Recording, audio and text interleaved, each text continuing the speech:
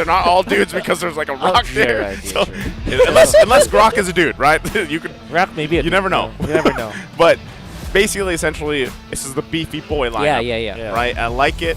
But again, you were asking even earlier, you know, comfort and whatnot. I think this is also comfort for, once again, Smart Omega. Obviously, the Kufra's there too, and I think, you know, that alone is something that MNNE has to watch out for throughout this game. Yeah. Okay. So the big problem now for MNNE, and I'm gonna repeat what I said, is that there's just really no answer to the X-Borg. How do you take out the Firaga armor? Valentina will not be enough. Yeah. It will not be able to reach him. The only good thing here is Valentina can copy the last Insanity, which is great actually. So much damage when you do that. Eve is going to be the last pick for Omega, and of course it helps them with Peel. I'm honestly going to say that just because of that X-Borg problem, MNNE Evos might just lose this game, you know? That is huge. That is a bold statement, Wolf. I think that you're absolutely... There is a lot of merit to that, especially because X-Borg just destroys everybody right now. Yeah. And if you can't burst him out, actually, you can try to burst him out, but Firaga Armor will catch that. So I see what you mean. It's going to be so difficult for you to... They don't really have much sustain in other Evos, right? They have sustained damage, rather. So if you burst out, if you use your burst, like the penalty zone, you use your the whole toolkit. Wild charges, anything. Yeah, everything. You're going to go through Firaga Armor, and then what? You're going to get... you know, sizzled down for days. Anyway. That's right. So at some point in the game, by the way, guys, a poll will show up, and all you have to do is comment there until the timer runs out to put on your predictions with the hashtag SmartPowersMPL as well. One lucky commenter who guesses correctly will win an in-game redeemable code. So keep an eye out, guys, as we get popped up here. Going up into the game, and it's Smart Omega versus MNNE Evos. Finally going to find out what these teams have been up to. Who has grown which direction? Will we see the old flavor of Omega, or will we see some new blood just tear it up on the stage? First, Lansu AR is going to be the reliever for Ding, which is interesting because I remember in this desk, I remember Naiso, I'm casting with you. Remember when we said that Ding is one of the important players? Hold on. For MNNE. Chaknu's kind of in trouble here. Okay. Yeah. But he's going to get chased down. Boyette goes right for it, gets the stun, doesn't have the flicker. First blood drawn by MNNE Evos. As you were saying, Wolf, reminiscing on the past here. Exactly. Ding has been very important for MNNE, and I was actually surprised that he was the one that got replaced. I want to say, though, that kill coming out from Boyette AR was so fluid that when he was able to get the kill, he even transitioned to getting and invading the Omega Lizard onto the bottom lane. And now he is very near the vicinity of the turtle. For sure, with that kill, he has got more EXP compared to Andoryu. And this is great for MNNE. And to add to that, they also forced Chaknu to use the flicker, which means they will not have that huge flicker Tyrant's Rage in the turtle fight that is coming in a few seconds, which could be problematic. At the same time, you know what? They can kind of just play with this the way they want to. We'll see how they approach this one. Both junglers going to go ahead and start it up. Even without the ultimate, though, Chaknu still might try to make a presence here, as he is focusing on Goyang, trying to keep him out. Ryota also joined the party. There's the penalty zone already going to be utilized here, plus the last Insanity. Chaknu going to go down. Can they salvage this? Grabbing the turtle. Real world manipulation. Boyette gets it too. MNNE getting everything right now that they need. Man. 2 kills plus the turtle there. That was very uncharacteristic for Mega. And the thing is, they try to go for the switch, right? This is not really a new rotation, but one of the variations. What you do is you switch during the last last wave, where you put your XP laner in the mid lane, you park your mid laner in the XP lane so that the mid laner will get the ultimate. But it was quite too slow, and maybe because it was Boyette who had such a grasp of the turtle already. Like I said, it was a very fluid rotation coming from Boyette AR, and that allowed him to get into level 5 before Andoryu gets level 5 himself. And now he's got a good experience gap that works for him. And this is great for MNNE. The tempo is theirs. So you think they were on the right track? They were trying to do a specific experience juggle there. Exactly. It's just it was too slow. It was too slow. Right. Yeah, it was well timed. It needed Chaknu to not die in the first few minutes. That's what I'm saying. I think very that conditional. that first blood, really kind of changed the course of that game plan. So they're kind of working, from a little bit of that deficit now, garnering MNNE here almost a 2K lead this early on to work from. Yep. All of that is from a huge turtle take as well as a first blood. Although we will be seeing Lansu miss out a few of these kills though. Okay, there's the response. Now he's going to be trapped in the Guardian's barrier, looking for the kill, able to get it. Andoru punishing a mistake there. That was a rough penalty zone, not going to find the connection. I just wanted to bring up Lansu AR saying, thank you for that wall, Brusco. For sure. Thank you so much. Definitely a bad wall coming up from Brusco. I can't afford that. That's the next EXP lane, and Andoria once more. Yeah, they're going to go for it again. Still pulling the trigger here. Ryota now joining them. Getting those stacks here. Brusco will be forced back. Again, they don't want to take too much risk. The turtle now coming up. They want to grab this one. They traded it earlier on for Chaknu's life. Now let's see if they can stay alive and fight this one out. Ryota going to lose the armor, has to flicker out. There's the wild charge into the Guardian's barrier. Still going to be fighting for this. RWM does come down. Lansu quite low, going to get zoned out quite a bit. Lansu grabs the turtle for the team with very little health left. Hey, now I understand why they subbed Lansu for Ding. Is that enough? That is enough for me. Because typically you use the export to counter the Turisda. But he found a way. He found an opening. He waited for Ryota to pop the missiles before he went in. And he actually poked Ryota to a point where Ryota only had maybe one more bar of the Firaga armor. And that kind of prompted him to pop the ultimate very earlier on. And of course, we know that if you don't get enough stacks and if you don't get your ultimate up, you don't have enough damage. And Lansu really recovered from that very easily, and it looked like it was the Teresa countering the export instead. Yeah, it actually was super smart earlier as well. I saw that they were forcing Andoryu into a fight while he was trying to wait for the retribution. Very smart play, very, what do you call this? Very scrappy play from Omega, yeah. No, MNNE is leading by 2,000 gold with Boss D in the building. He's very happy about it. You saw that on our cameras, but now it's difficult for Omega, but they do have Chak. Oh, there's the Mamba surprise we were looking for into the Praiser's Wrath as well. He lives? Still alive, though. That's great micro. usage, of the flicker. That's an athletic flicker, like I like to call it. They're going to keep zoning him out with the last Insanity. Ryota able to get the kill. Now putting the assault on the mid lane. Going to come through. Brusco in trouble, taking the brunt of the damage. Has to back off. Wow, the response, though, from Smart Omega, but still, MNNE holding on here to the 2K gold lead. And they had to really lick their wounds there, and I would say they lived, but they did not have a fun time in those exchanges. MNNE, though, amazingly, he's still keeping that gold lead, Wolf. It's because of the fact that they had the better macro. They only needed, they may have sacrificed Lancer in the middle for that, but they kept their mid lane tower, and then they also pushed up top. So macro was the reason why they maintained their lead. Yeah, so far so good, at least even for Omega, who seems to be just trying to buy time until Kellera gets into that Demon Kid form, right? That guy that's just unstoppable, who fights 1v5. We're all waiting for that. We're not seeing it so far. Well, right now, the fight for this third turtle here. MNNE looking to get this clean sweep. 3 turtles for 3. Poyet trying to get in position. He's going to go ahead and contest this one now. Retribution! He gets it, but they're still going to be fighting out here in the mid lane. Going to push him back. Domeng with the Blazing Duet looking for 2 kills. If he can grab it, can't get it, can't finish it off. Rolled down himself in the mid lane. They lose 2. And an epic response from Smart Omega. Still going to be driving them back. They might look for more. Kelra going to take down the turret. And that is the response from Smart Omega. Wow. And you can see that Domeng really felt like he can dive against Omega.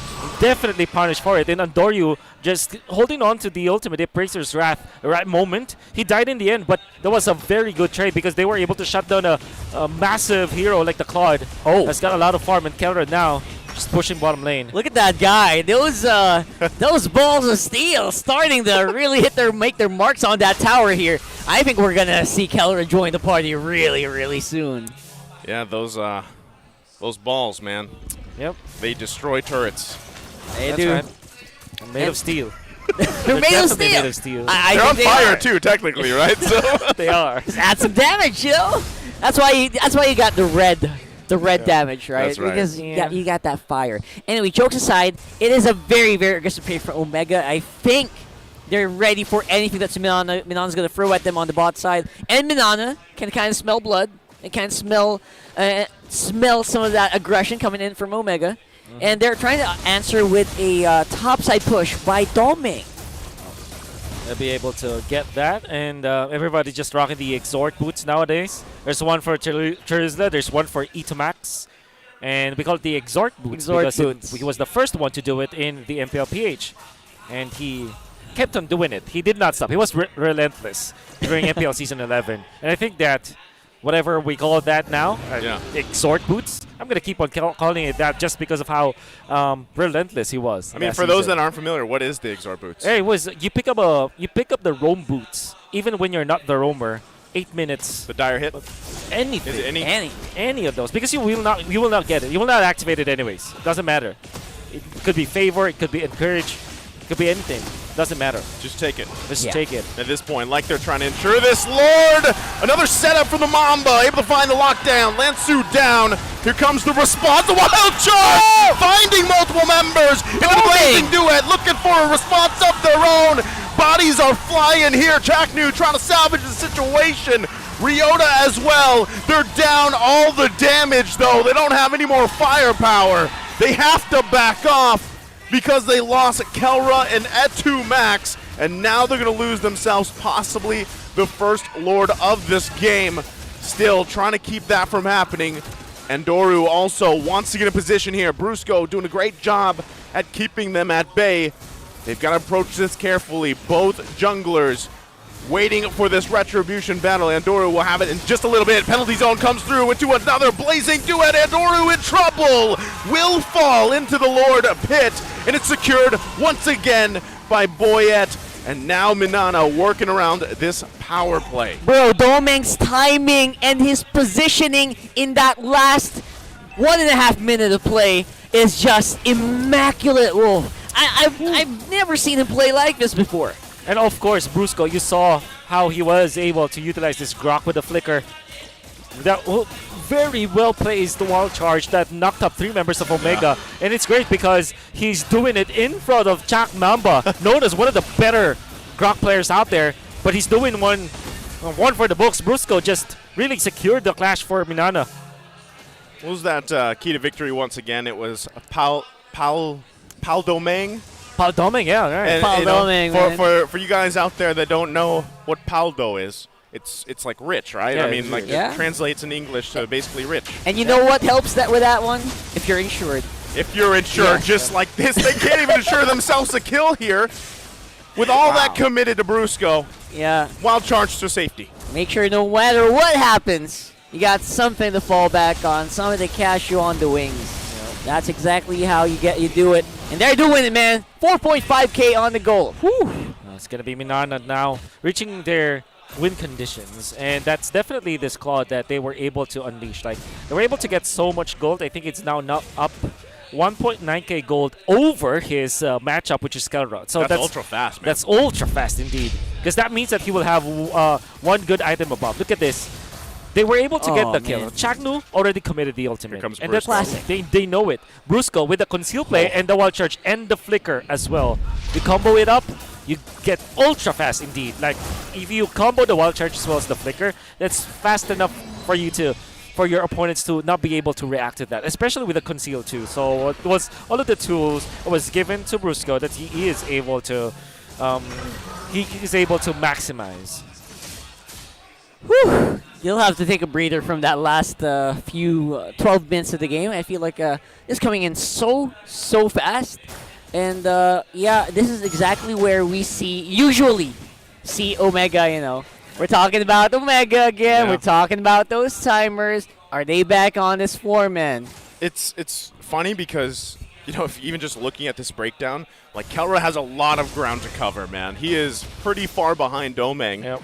And, you know, even then, it's mostly a positioning thing, right? I mean, at that point, again, he doesn't have much defenses, right?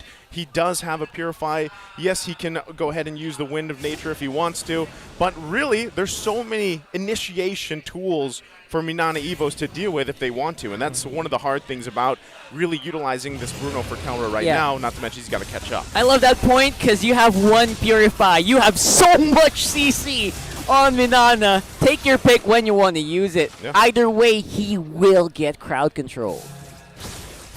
Gonna be a difficult situation now for Omega, but they still have this X-Borg though. 3-0-3 for Ryota. He needs to make up for the damage that's lacking from Kelra now.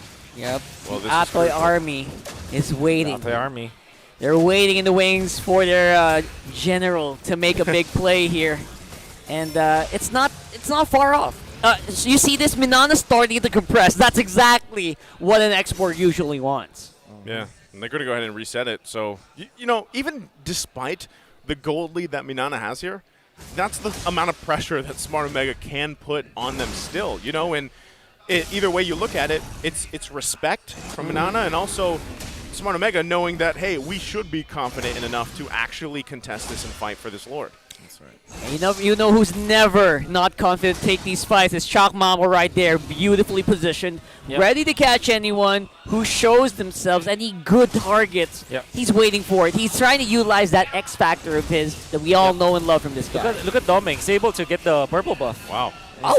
Probably leaving the... Oh, again! A big play coming through from Brusco. Domain going to go and fall here, though.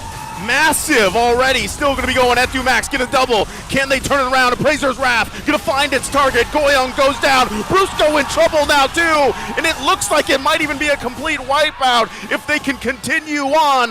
Brusco being chased down by 2. Boyette being worked on by 2. It might take a while, but they're doing it. And now Boyette, he's the next target. B2 Max flickering in to come in and help get the kill, and they might just run it down mid. Smart Omega with a massive wipeout play here at the 15-minute mark. We get the both worlds, man. The chaos and the time. The chaos where you never know. You never know when Smart Omega is going to make a play. And that's exactly when they capitalize. Yeah, I have to really look at the replay. It kind of felt like Doming wasn't able to pop the Wind of Nature or maybe popped it far too late because Kelra was able to just chunk him down. And when he's low, and even if he pops the Wind of Nature, as he was low, there still was the Entomax Eve.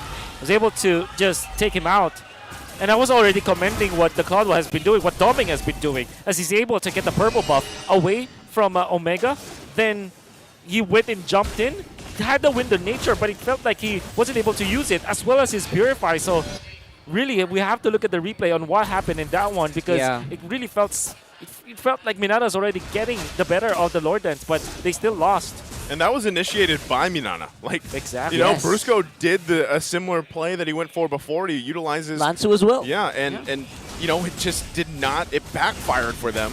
So now they got to work through this Lord here. Smart Omega might actually just let this clear, get these tier 2s out. If they want to play it safe, that might be the best thing.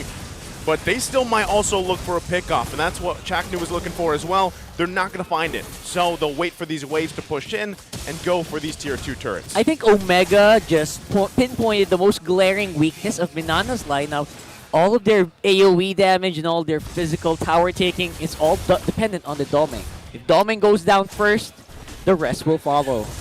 So that's very, very difficult to deal with. And that means all hands on deck right now to protect their very, squishy marksman, who also is a very scary attacker. So even after a very electric comeback coming out from Omega, MNNE is still able to hold their ground. They're still able to defend. It's because of the Claude. You have Brusco as well controlling the minion wave because of his Guardian's barrier. And we are going to see more of MNNE versus Omega in game number 1. So far, so good here, at least for MNNE. They lost that gold lead, but they still retain their base and their bottom inhibitor turret, which means that they can still kind of deal with these minion waves coming in from top and mid. They also have to watch out for Omega right at their front door. Still holding on to that one turret, though. And, you know, it makes me wonder, too. Smart Omega did all that about you know, 3-4 minutes ago. Is that the new timer now? Yeah. Omega? You know, Yeah. I guess. Yeah. I guess it's too early to tell. So It's game one, another. yeah. We'll have to see, right? That was a penalty zone already used by Lansu, so not going to convert into anything. Smart Omega just kind of knocking at the base here. They know they can't really commit, though, too much, right? If they can bait something out like that, for example, the penalty zone, then maybe they make the play for themselves here. Yeah. But eyes still set on this bottom turret. Oh, they're setting it up. RWM going to come down already. Ryota playing the front for the team, and they get the turret. They're happy with it. Yep. Base fully exposed. All right. Yeah. So I looked at the replay, and it's literally what I just thought. He wasn't able to pop his Wind of Nature. And he received 2 attacks from that enhanced ball coming up from Kelra. And that's a lot. Like, literally, you only need 3 shots from the Bruno to take out 1 Claude. Didn't pop the Purify, didn't pop the Wind of Nature. So that was a And micro thing. micro thing indeed. My guy, balls of steel on fire. Like what, you know. Too much. We talked Too about much. We talked about it earlier. Balls of damage. There's not much you can do against that. Yep. It's going to be difficult here, obviously, for MNNE. Started, especially right now that Ryota doesn't seem to be in any problem, in no shape whatsoever. The fear, 405, MNNE, who is 405 right now on that X-Borg. That armor, Firaga armor, as well as that immortality, has been helping him out so much in these last fights that MNNE are starting to feel the fear. Couture. Yeah, I think they're going to... Yeah, they were trying to push Brusco back here. Chaknu. Chaknu. The jump in. Going already. There's the penalty zone right under the Lord, too. Trying to turn around. RWM goes out as well. Kelra's down, though. They lose a big amount of damage as he went in. Lansu, immortality going to be popped. Smart Omega has to be careful. They've got to retreat here. Chaknu still going to be up. Lord will be secured by Boyet. And now it's Smart Omega on the run here. Ryota having a little bit of that armor, will regen a little bit and backs off. They only lose Kelra, but that is massive. We were talking about weaknesses earlier. Rockhart, when they lose Kelra, talk about a weakness here for this lineup of Smart Omega. That was huge. And you know what they did? You know what they did? Goyong AR. He got last insanity. He went in. He dove into Kelra. Yeah. It is a classic example of you're going for a 4 protect 1 strategy where you have the marksman on the back lines. And if you pop the conceal and you go in as 4, you leave your marksman behind and he's quite exposed. Even when there's a lot of distance between MNNE and Omega, the fact that Omega's conceal play did not work, they weren't able to find the jump, they left Kelra open. And it took just Goyong as well as Lansu with the massive flicker penalty zone, by the way, to lock down Kelra. After the Purify, it wasn't enough. And surprisingly, Kelra is still yet to get a kill. Oh, again, Lansu going to use that penalty zone, driving them back the best they can. Chaknu going to charge up. Can't find the connection he was looking for. They'll lose this base turret on the top lane. Still trying to clear things the best they can. They hold on to 2. Lord finally goes down. Smart Omega holding on a little bit longer, but just like that, in a snap, MNNE gains the lead here. All right, so we're in the point where, yes, it seems that both teams have figured out what to do. It's fun because they both know that the goal laners, everyone else is just collateral damage at this point. So it's a question of who gets doming first, who gets Kelra first now. Exactly. And Kelra seems to be on the short end there, having a less mobility, obviously, on the Bruno. I guess the other thing, too, is, you know, MNNE, despite them getting the gold lead, like, their base is the one that's fully exposed, so Smart Omega can still play around that, right? Like, having that as a factor, but what we're seeing really from these team fights right now, MNNE kind of has some of the upper hand, right? For the most part, they have so many tools to either engage fights or disengage and really focus on Kelra. What's going to happen now is they're going to be waiting for the next Lord for sure. A good thing for Omega is that they still have a lot of defense. And I believe that when Ryota and Detomax is left alive, even when they take out Andorio and Kelra, imagine the wave clear that can come out of Omega. You pop the real world manipulation and you're already okay. So they don't have to worry much about their defense. They have to think about on how they will approach the team fights, because it's as if that they are so dependent on their conceal plays that if they fail on those, they cannot find the win. And it also takes it kind of feels like they are waiting for MNNE to actually make a mistake before they win the fight outside of the Lord. It's also very apparent that Omega and both teams rather seem to be seem to have this mindset that ultra fast is key. Ultra fast conceal play into a very vulnerable area or vulnerable spot can actually take them either way. So I think they are waiting for mistakes from both sides, to be honest, at this point. And the Lord Dance, as Burrito put it, a staple food here in the Philippines, will be the one that both teams are going to be going to right now. 23 minutes in the game. Lord Dance for breakfast. I was Lord gonna Dance say, do we eat lunch? Lord Dances or? Every day. Yeah, Every day. Literally. For breakfast, for lunch, and dinner. That's your ulam, guys. Yeah. Yeah. In Filipino, that's ulam. Oh. Oh. Okay, that's quite a bit of shots there. That's Domeng. RWM forced out. I think Domeng, you'll take it as a W. Well, they have to handle that though. I mean, him single-handedly. The conceal play. The conceal play. That's Domeng! Domeng! Can he survive this? Has to use the blazing dude. It's going to get taken into the wall. Brusco there to try to help him out with the wild charge, but it's not going to be enough as Domeng falls. Now Brusco will get whittled down. They gave up on the board. They're trying to salvage the situation and get here for the team. Meanwhile, they run it down mid. Last Insanity into the Blazers' wrath as it's too much to handle. Penalty zone comes through. They've got to wait for the team, though. Etu Max shows up. Luckily, they had an immortality, and now Manana down 2 members. They're going to have to defend against the full force of the Barangay. 5 members up. Chalk Mamba goes in. There's the RWM. Couple more hits away. They're working on it. Goyong trying to hold them back. Last Insanity once again. He uses his own. Crystal's going to be worked on. They still can't do the damage they need. Penalty zone to help them out. Immortality once again comes through. Andoru will fall. Goyong in trouble. Has immortality there. Finally pops it. And they hold on a little bit longer. Wasn't enough time. Smart Omega still going, pushing for this to end game 1. Last Insanity comes through. Lansu falls. Ryota, how does he not die? But it's a successful defense for Manana.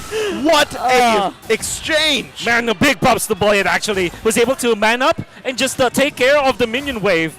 May have lost Lancer out of there, but they managed so easily. And that was already a good play from Omega, right? They were able to take out one important player, Domeng, and then also Brusco because of that conceal play.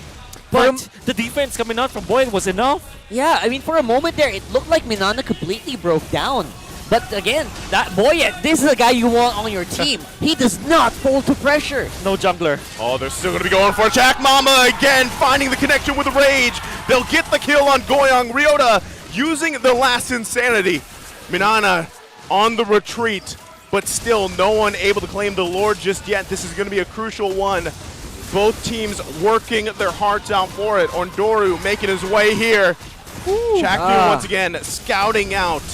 But this is troublesome. 2 members are down. They're going to have to give it the Lord here to Smart Omega. Oh my god. Ryota able to keep himself alive, only losing the immortality at this point.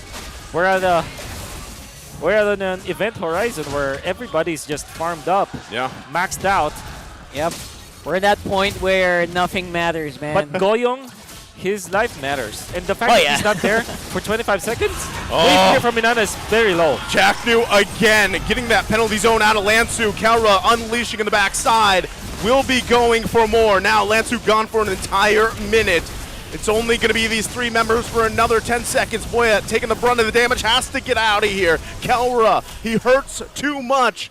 And now they wait for this Lord to make it away. Last-ditch effort. Domeng goes in with Blazing Duet. Gonna get stunned up here. Last Insanity follow through from Ryota. And the response from Goyong with the crystals being worked on too much. Smart Omega closes out game 1 here in the best of 3. And this winning moment is brought to you by our official sponsor, FWD Life Insurance. Whoa! Whoa, whoa, whoa, whoa. Game 1, bro. Game 1. Oh. You got to